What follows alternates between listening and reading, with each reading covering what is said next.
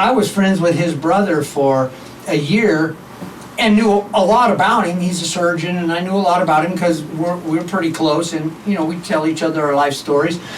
But of all the cool things he does, right, he never said he's a drummer to me, ever.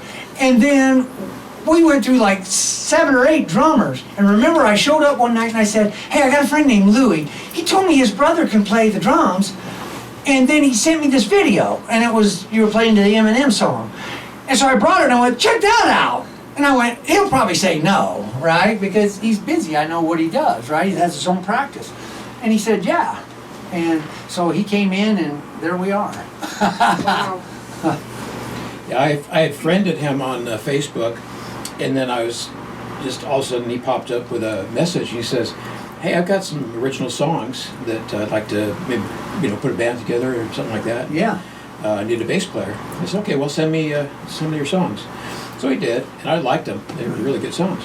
It's going to be, good partnership. Yeah. So we set up a time to meet at your house in Caldwell. Yep. And I was downstairs talking to my wife, and she goes, well, what do you know about this guy? And I said, nothing really. I know that we're just Facebook friends. So she says, he said Google his name to know more about it. So I did, and we found out he was a bank robber, served time in prison, Yeah. and all that stuff. Yeah. And Jill goes, are you sure you want to go through with this? I said, yeah, Some good yeah, stories. Yeah. I did. So that's how we got started. Yeah. That was how long ago? What, 5 Like- years? 4 Yeah, years? 4 years, I think. About 4 years ago? Yeah, it would have been. I'd already played and done that recording with Brenda Francis on Oh, yeah, YouTube, yeah, right? yeah. So that was 19. So I'd say it was like 20 to 21, right in there somewhere. Yeah. Definitely. I didn't pinpoint it. We could go back and find our texts and our DMs and stuff and know exactly when it was, but we never really think about it until like right now we're asked, how long ago Right. was that? I don't know. Time flies, doesn't it? It does, yeah. So I'm curious to know, like, when you did pick up a guitar when you were in, like, did you just start learning basic chords, and then, like, what kind of songs were you playing? I wasn't playing any songs. I mean, I'd never played a musical instrument. Okay. I always wanted to play guitar, and I sang with the radio. And I was told often that, oh, you sing pretty decent, but I didn't have any formal training, and I didn't really sing that decent. But I could carry a tune in songs in the right register and the right everything that fit me, right?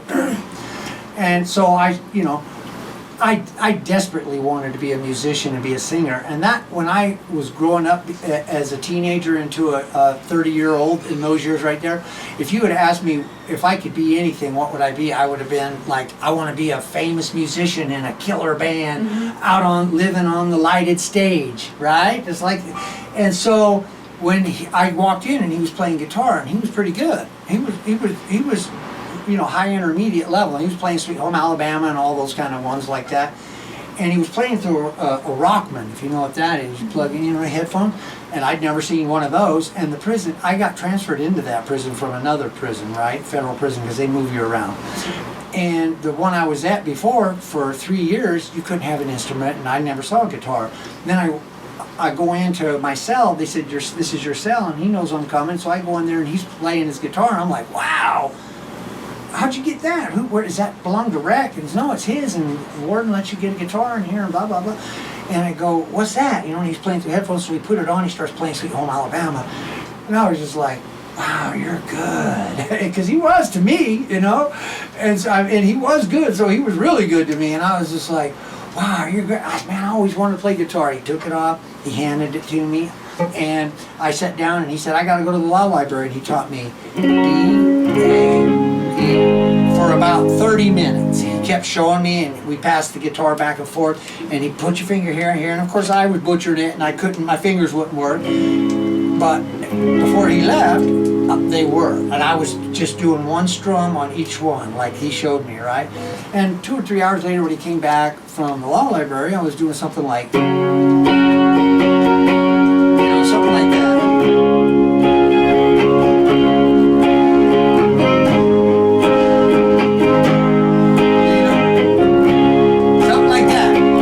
There, and he goes, wow, you really do want to play guitar. And and my fingers were on fire. It was an electric guitar, thank God. My fingers were on fire. And then from there, I did 3 more years before I got out, and about 3 years and 3 months. And 3 years and 3 months, I would have averaged, there was days where I didn't play at all, but they were rare. But there were days I played 13 or 14 hours, for real. And I kept track. And I had like a regiment, and I had put up a sheet of paper and practice scales, and I'm going to do this, and I'm going to practice chords, and I'm going to practice harmonic, now I'm going to play to the metronome, now, you know, and then as I got better and better, I started singing over my strums and writing words, and next thing you know, I had songs, and so that went into my regiment, and I just did that for 3 years till I got out. And when I got out, I had a band in prison with a bunch of musicians from the street that were real musicians for years, and I was singing, and we were doing my songs. And we called ourselves Mixed Nuts, and we played shows for the inmates on the federal prison yard during holidays and stuff, because we had a whole music room and all that stuff, all paid for by inmates. And so then when I got out, I started doing it some more, and then I hadn't learned my lesson, okay? So anyway, long story short, I went back. And then when I got out the next time, I didn't pick up my guitar for 15 years. Oh, wow. And because I got married and I had a kid, and then 2 years later I had another one. They were planned. I wanted them, right? So I just said, you know, I'm not going to be a rock star, whatever. You know, and every now and then I'd pick up my guitar and I'd show somebody, yeah, I can play, look. It'd be acoustic, would blow the dust off of it. And they'd be like, wow, you're really good. And it was terrible because I hadn't played for years. It was just terrible, right? And so that's it. That was all my playing. And so my second son was autistic, and so any idea I had of taking time away, because if I was going to start playing again, I had to spend hours, right? Or what's the point? Yeah. And so I didn't. And then 15 years later, I heard a tape that I made in prison, which was not even, you're not even allowed to do this. It was a cassette tape that my counselor bought me, which would have got him fired, and in his little Sanyo boombox that was in his office that he gave me to take down, because he'd come and listen to us in the band room, and he thought we were great. He said, you're gonna be a star, right? Really? And so he gave me the tape in the boombox, and we recorded it, and he mailed it to my family. It got lost, and I didn't see it for 25 years. And in 2016, my mom died, and going through the estate and packing everything up and doing all that kind of stuff, my sister found it, and he said, Mixed Nuts, and I hadn't heard it since. And I put it in, and I wept a little bit, you know what I mean? And my wife heard it, and we just went through some stuff, you know, listening to that. She was just like, you gotta start playing again. So I built a little studio, and I put some money into it. And my son was like, at this time, he would have been, well, he's about to turn 17, so he was 9, the autistic one, the youngest one. And now I have an 8-year-old daughter. But anyway, he got easier, and he got to where he wasn't like he was, right? And so I dedicated myself, and so that was 2016, and then we hooked up in like 21. That was after it took me like 2 years where I would even go out to an open mic.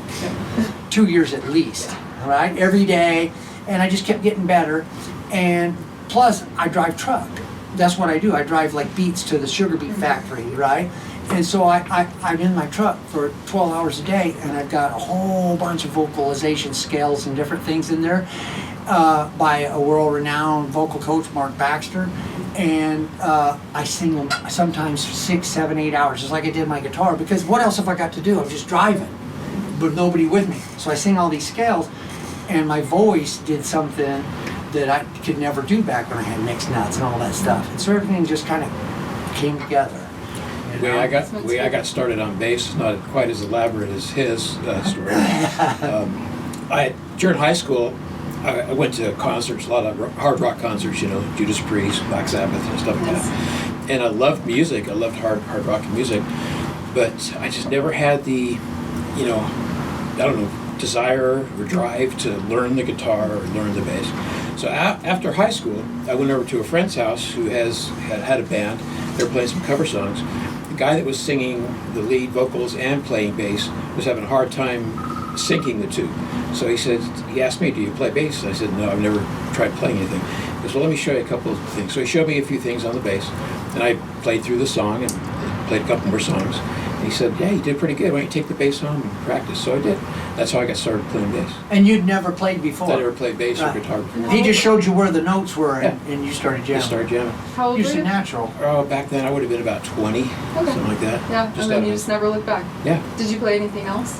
Guitar. Taught myself guitar, Yeah. and then a little bit of keyboards, and then really got into recording because I could write lyrics. When I was in a band that was doing covers, they would say, well, let's try some originals, get some originals. So I was the only one that could come up with lyrics. So I wrote the And he lyrics writes for the pretty good band's lyrics, songs, yeah, sure. and the bass line, of course.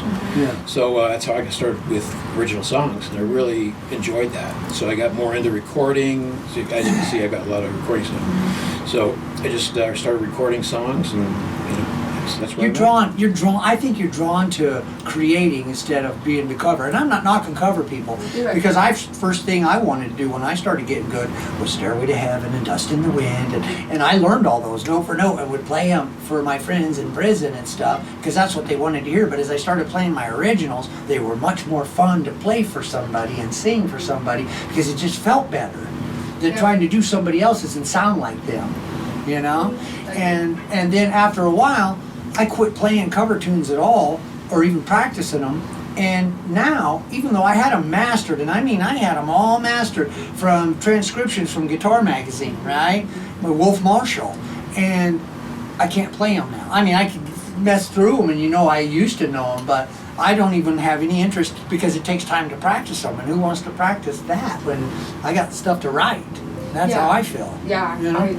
I Oh, so understand are that. you're a musician, I'm obviously. a songwriter. Right on. Okay, you So- totally get everything Yeah, I'm saying. you kind of then, get yeah. like in your head where it's Yeah. like, okay, next song. Like Yeah. sometimes I don't even want to play songs that I've played several times. Right, Like still right, playing it. yeah, Like, yeah. No, I want to. Unless you have an audience. Right. If you have an audience that wants to hear it, then it's fun again. Right. I know they get old, but still, if I'm rehearsing, it's hard to play the same ones over and over, but that's how you perfect them and get to where you can relax when you've got all these people staring at you. Exactly. Because I had stage fright and all that. I mean, I was like 31 years old playing in front of a bunch of inmates, and you want to talk about a tough crowd. Because if you suck, they told you. Yeah. You know what I mean? Yeah. You'd look out and they'd be laughing, pointing at you. Because the other bands were in there and they sucked, and I watched it, So, So when you're out playing, you only play originals when you Right. guys are What, doing gigs. Yeah. we're thinking about throwing in one or two covers just for fun Yeah. now. Like I Can See Clearly Now, you know that song? Mm-hmm. Yeah, I love that song. great. And it's simple and it's a pretty song. I love melody, And I like to sing, if I'm going to sing a cover tune, I like to sing a song that fits my voice. And that song really does. I can just and there's lots of others that do, but how difficult are they going to be for me to learn on the guitar while I'm singing? It's got to be Yeah. kind of simple because I don't want to spend forever trying to learn a cover tune. Right? I don't have forever. I've got 3 kids and a wife and a job. Yeah. And if we go out to like an open mic or something, we'll play a few of his songs, and then I'll play a few of my songs. Okay. Or if we're at a gig and we don't have enough songs to go the time, then I'll play some of my songs too, like solo acoustic. Yeah. Just to fill in. Every time we go, Yeah. we do that. Yeah, we've gone to probably, I don't know how many, 10? Probably. Yeah. Where do Together. you usually go? Oh, we went to Willie B's and the Sapphire Room and Sing the songwriter night, Yeah. Sapphire Room. Yep. Mhm. Yep. And then at the place over on Gary in Boise. Yeah, yeah. That it's like the big Western bar. I forget what it's I called forget now. what it's called now too. It's got the big stage over at the right side. Yeah. We played there with Mike. I think Mike was there. That was Ironwood. Ironwood, the Ironwood. That's what I was trying to remember the name Yeah, I of. don't know Yeah. that place. Really? Yeah, it's in It's now Garden a social club. Oh, the Used to be Heritage, Ironwood, yeah. now it's Okay, I know. what you're Okay, talking about. all right. Like, So yeah, and before that it was like Shorty's or something. Something like Yeah. that. Right, it's been, and it was Shorty's for like 25 years, Yeah. and then it changed hands twice since then, right? But yeah, and then we've done, together as a band, we did a Battle of the Bands at Kleiner Park. And then we did, we came in second in that, but we had a terrible sounding mix. Did we come in second? Yeah. Yeah. Yeah, we came in second. We didn't win the drum set, but Sorry. But we came in had a second. terrible mix, Yeah. really. Yeah. Everybody was coming up, other musicians were going, man, all you can hear is the bass. And they kept telling, turn down your bass. He goes, it's Yeah. on 2. Yeah, yeah. And we played Wow. Hemp Fest. We played Hemp Yeah. Fest. And then we played the Hemp Fest. Last And we're year's fixing Hemp to do this one. It's called the Recovery Rally. Recovery Rally. It's on the 20th of this Yeah, month. Julia Okay. Davis Julia on the Davis. 20th. We're gonna do that. That's why because we don't rehearse all the time. Once we do a gig, we take a break, and You it won't might be rehearse for months. It months might at a be time. months before Yeah. we get the Yeah. itch to go again because, Yeah.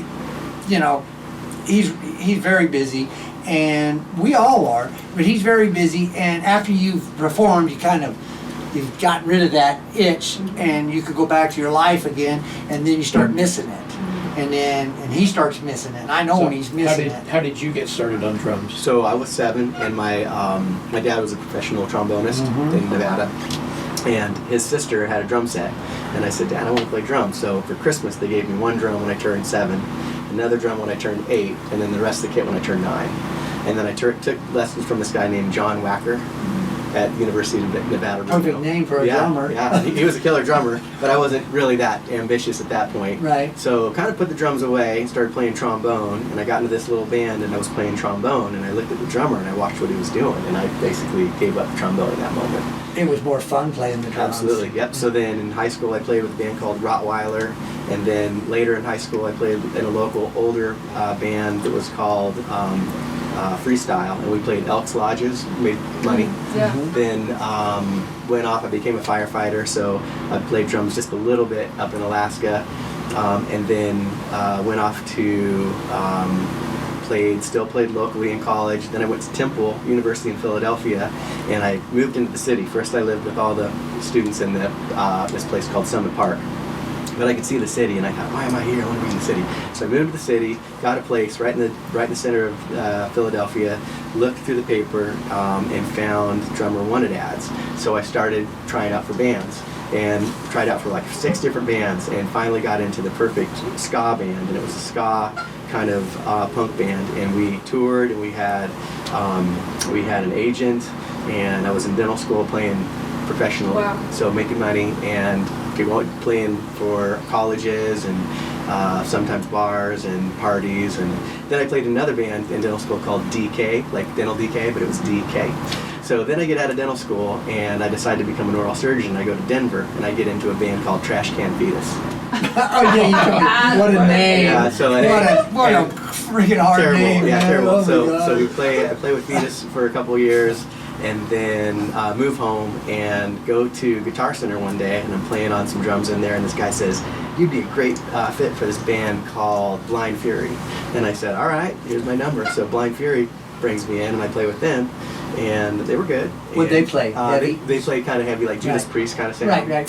And so playing with them, and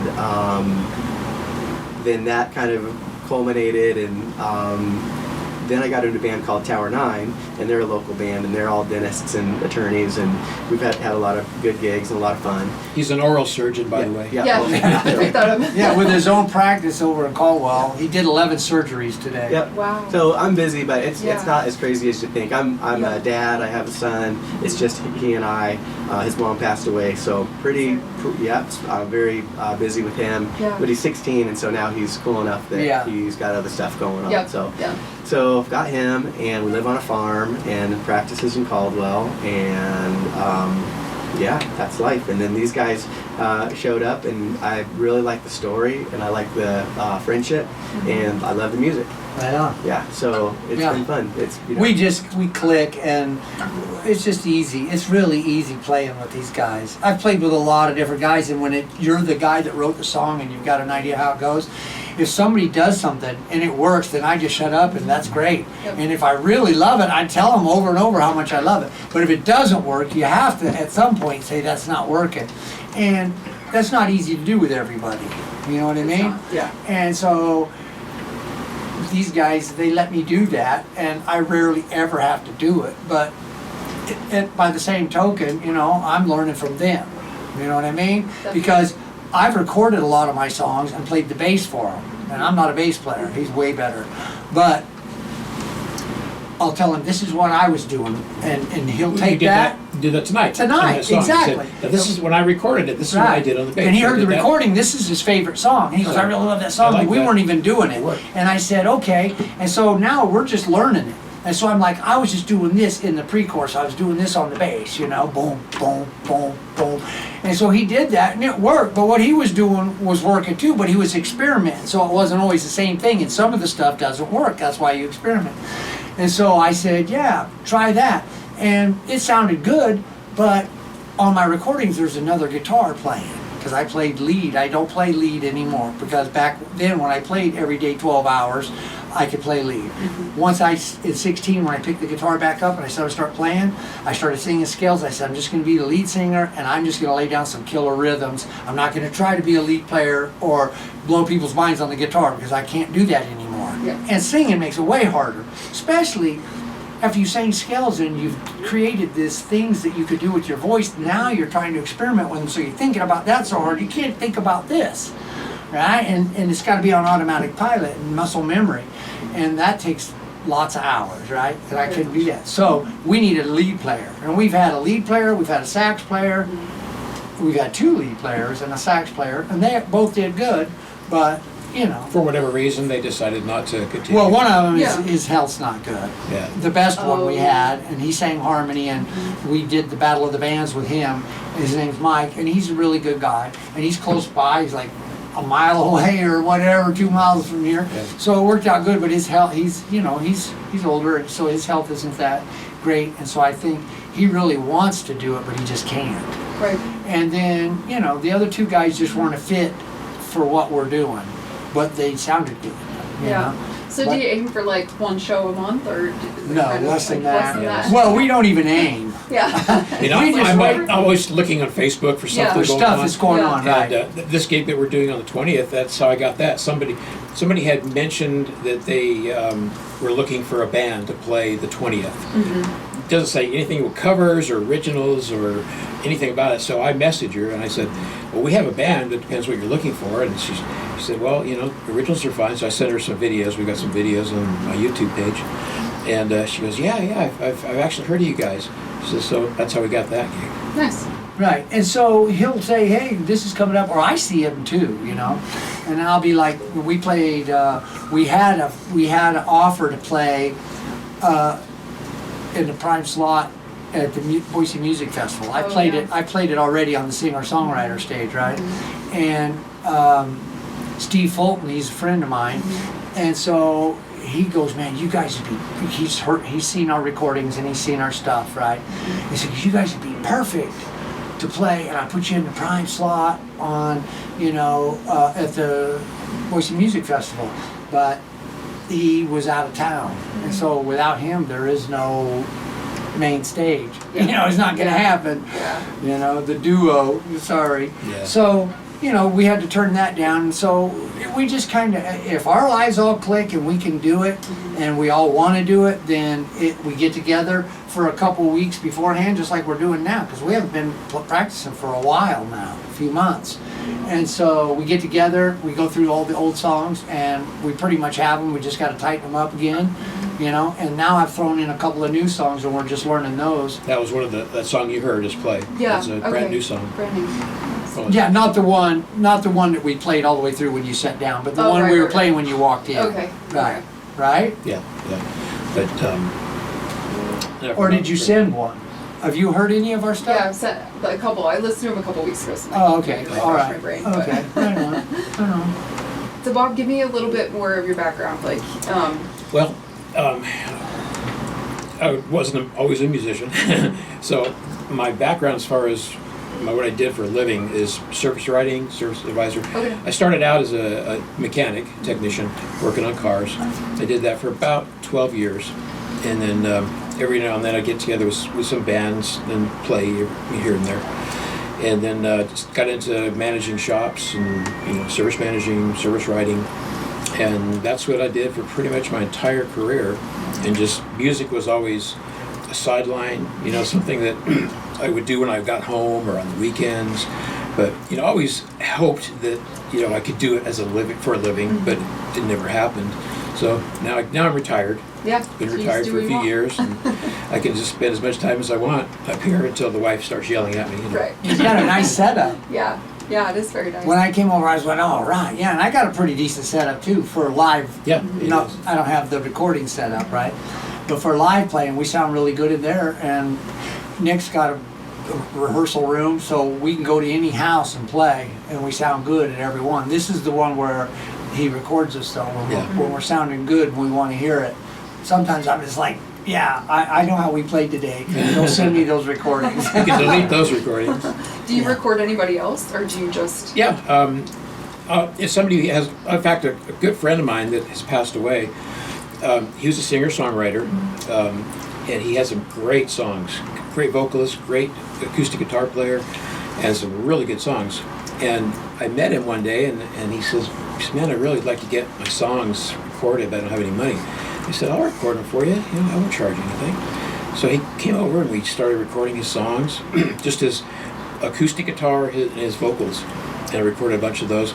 Then we put a band together. We had a drummer, another electric guitar player, and I played bass. And recorded several songs of his fully with a full band. And then one day I found out that he killed himself, committed suicide. And I found out on Facebook his girlfriend posted that he had hung himself at a park in Boise. Yeah, that was pretty sad.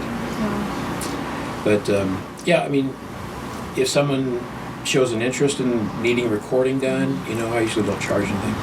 Just do it. Yeah. When he recorded him and I just before, when we couldn't find a drummer, before his brother told me, oh, by the way, my brother is, we went through 10 drummers, and his brother, Louis, told me,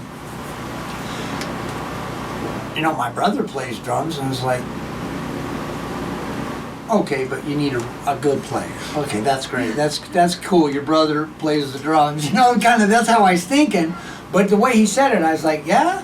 And then when he sent me that tape, you just have to see it. He's playing to Eminem. I forget what song it is, but the drums are so good. And I sat there and I watched that and I went, oh God, please. And so then I told Louis, I said, I want to ask your brother to play. He said, yeah, go for it. And so Louis called him, told him, hey, you're going to get a call from this guy. He's interesting. He's kind of an interesting character. He wants to, and he probably told him, he's got good songs. And he said, yeah. And we got together and it was just like, oh my God. If you can imagine what it's like to have 10 different people sit at that kit. Yeah. I mean, one time we played 3 songs and it's just like, I don't want to waste my day. I don't want to stay here and have a jam session for 3 or 4 hours. He told one guy that was auditioning, he goes, dude, you're not a drummer. You're not ready for this. The guy got kind of pissed. Was Yeah. he Took young off. or what? Like, he just But oh my God, I didn't mean to be, it's like, but he wasn't. Well, It's like, are you kidding me? Are you kidding me? He just, anyway, he had one roll, one beat, one tempo, and he came out on the one off every time. Every time. There was nothing that worked ever, even for a second. And so that's where you just got to tell. It's like having, oh look, my son's up here. He's 7. Oh, that's great, Jimmy. Oh, but one drummer we had for a while, he had one leg. Yeah. He had lost his leg when he was like 13. Yeah, right here below the knee. Yeah, he fell out of a window and it just chewed his leg up so bad that they had Sliced to his whole amputate. calf off to the bone. Yeah, they had to amputate his leg. So he really wanted to keep playing drums, or wanted to play drums, so he was able to take his prosthetic leg and he rigs it up to the hi-hat. Hi-hat right there on the pedal, and he strapped it to the pedal, and he used his whole thigh. Yeah, so But he was our played, drummer for a while. but he played jazz, and that's all he listened to, and that's all he played. But he wanted to give it a try, and it was really hard teaching him a 4/4 time and the backbeat, And he'd get it, and I go, no, that's it, that's all you gotta do, And so he was with us for a couple, Months. 2 or 3 months, Yeah, right? a few months. A lot of practices. Yeah. And we get it to where I'm like, okay, I think he might work. I mean, we'd have talks. I go, I think he's starting to get it. I think he might work. And we'd have practice 3 days later, and it'd be just like where you started again.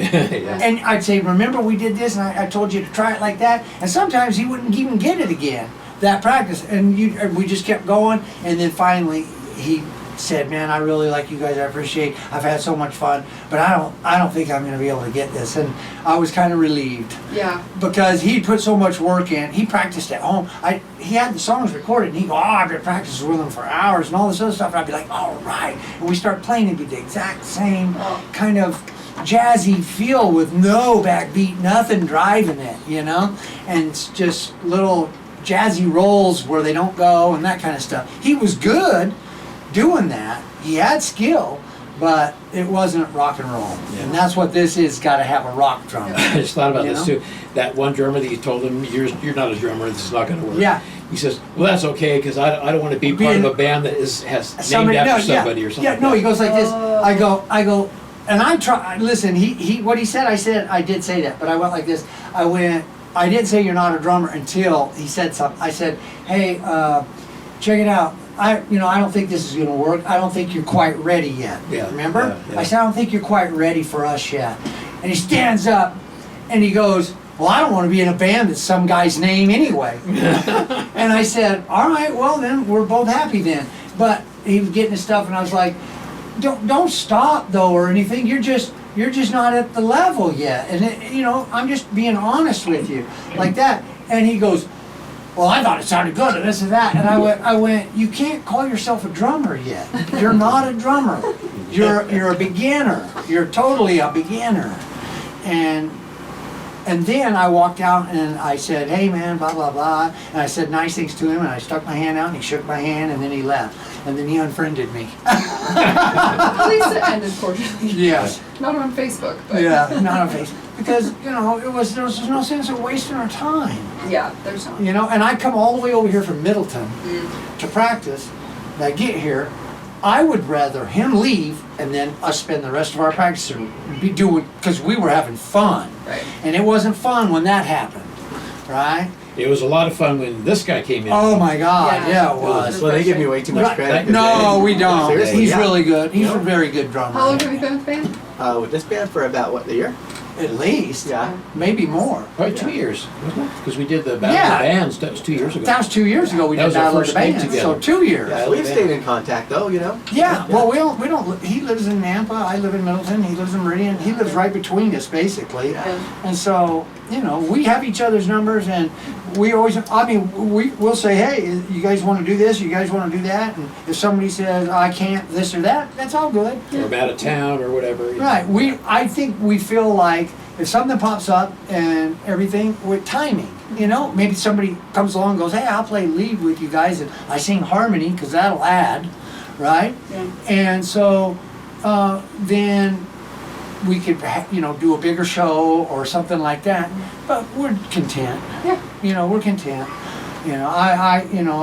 If I was younger, if I was way younger and these guys were all way younger and we were, still dreaming of this being our life's vocation, that would be different. But, times change. And Well, I you have to sent in- let go. I sent in one of our songs, or one of his songs actually, to 100.3 The X. They were doing a Battle of the Bands Oh, at yeah. the Revolution Yep. Concert House. So I sent in one of our songs and all their information and everything, and they didn't choose us for the five Right. bands to play, but it was kind of. It's because it's not rock. It's not rock. Probably not hard enough. Well, 103 The X, they rock. Yeah. Rock. Yeah. And then you start going, But we have heavier stuff. Right. And, distortion on a guitar makes all the difference, right? It is right there. And then the drums, and the bass. You can suddenly take that song and Metallica's doing it, right? So, but yeah, we weren't. We were just like, yeah, they're not going to pick us. We weren't holding our breath. But go ahead. Oh, they are going to play Yeah. that song on the radio. Oh, very nice. Sunday night they do like a Really? exclusive, Yeah. and they do a lot of original bands that are local. Yeah. So I feel like they- I- They're I playing guess- Julie? No, No, they're playing Shelter Beat. Shelter So Beat. it's not this one. No, it's a song with distorted guitar and it's totally Yeah. different. Oh, And something you drop guys D. recorded And drop prior D. to. Okay, yeah. Okay. Okay. This is standard tuning with a capo. Hit, So hit your guitar now. yeah. But I have an amp at home. I just don't bring it here. And I got some nice sounds. I'm not a pedal guy or anything because you have to learn them. Yeah. And I was past that. I'm just like, here's like 80 settings on this amp, this Fender, Mustang 4, and it sounds great. And some of these sound killer, and so I'm just good with those. Yeah. Right? I'm not Yeah, a the tone freak. pedals get crazy. They do, and and I get it. You want that perfect tone because you hear that tone sometimes and you're just like, wow, what is that? But I'm not trying to recreate that. I'm just like, I'm just shopping for, oh, that one sounds good. And I start playing it. And I'm like, yeah, hit the drum machine and start jamming it. And I'm like, yeah, that'll work. What number is that? 11. Yeah. That's me. Yeah.